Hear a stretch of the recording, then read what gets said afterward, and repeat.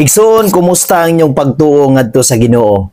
Unsa kadako ang imong pagtuo ngadto sa Ginoo karon? Giunsa man nimo pagkinabuhi ang imong pagtuo karon ngadto sa Ginoo? Sa Hebreo 11 bersikulo 1, nagpahinumdom sa matag usa kanato kung unsa gayud ang pagtuo sa matag usa sa atong kinabuhi.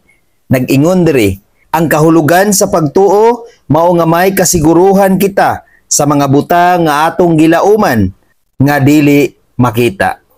Igsoon usa ra gyud ang atong gilauman nga dili makita apan aduna kini kasiguruhan. Mao lang gayud ang Ginoo. Maong lig-una gayud ang imong pagtuo ngadto sa Ginoo igsoon. Ayaw gayud buhata ang gibuhat sama sa mga tigpakarong ingnon nga unya na sila mutuo sa Ginoo kung ila nang makita.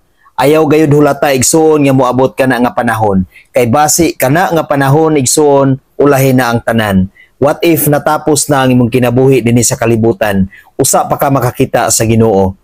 Ulahin na ang tanan igsoon. Dili na nimo magamit ang imong pagkamatinud-anon sa imong pagtuo ngadto sa Ginoo.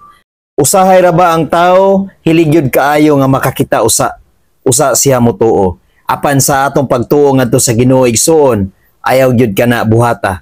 Tuuhi gayud ang Ginoo igsoon. Bisan tuo dili siya makita, apan ang Ginoo igsoon, mabati gayud nato ang iyang tinuod nga gahom. Mabati gayud nato ang mga panalangin sa Ginoo nga iyang gihatag sa matag adlaw. Bisan tuo dili siya makita igsoon, apan atong nabati ang iyang pagkamatinud-anon. Atong nabati ang iyahang gahom. Atong nabati ang mga panalangin nga iyang gihatag kanato. Usa na ni ana ang atong mga kinabuhi igsoon, nganong hangtod buhi pa kita karon, tungod kay gipanalanginan kita sa Ginoo. Dako na kay na nga panalangin igsoon nga angay natong tuuhan nga ang Dios matinud-anon, ang Dios gamhanan, ang Dios sa kanunay nag-uban kanato. Daghan pa nga panalangin nga gihatag ang Ginoo sa matag usa kanato igsoon. Apan usahay ang tao ibaliwala kana nga mga panalangin kay para nila normal lang nga pagkinabuhi. Apan igsoon hunahuna kung unsa kadako ug kaimportante ang mga panalangin nga gihatag sa Ginoo sa matag adlaw. Tungod kay sayang gayud ang tanang butang dinhi sa kalibutan igsoon kung mao lang na imong basihan sa panalangin sa Ginoo. Tan-awa kung unsa ka maayo ang Ginoo sa imong kinabuhi igsoon. Lig-una ang imong pagtuo ngadto sa Ginoo. Laomi sa imong tibuok ka kinabuhi nga aduna gayud Dios nga matinud-anon. Aduna gayud Dios nga gamhanan. Aduna gayud Dios nga tag-iya sa atong mga kinabuhi. Hinaot igsoon nga ato gayong masabtan sa matag usa kanato kung unsa ang kahulugan sa pagtuo sa atong kinabuhi nga may kasiguruhan kita sa mga butang nga atong gilauman nga dili makita nga mao gayud kanang Ginoo. Dili man tuod siya makita igsoon apan atong nabati ang iyang pagkamatinud-anon. Atong nabati ang iyang dakong gahom.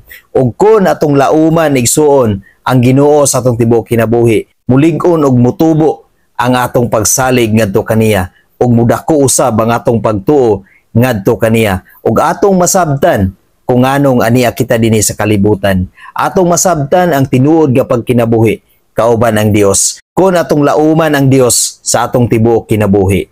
Ug kun sa kanunay igsoon imong lauman ang Dios, imong patubuon og paharion ang imong pagtuo ngadto kaniya, sigurado gayud igsoon nga ang Dios mahimuot kanato. Amen. God bless sa tanan.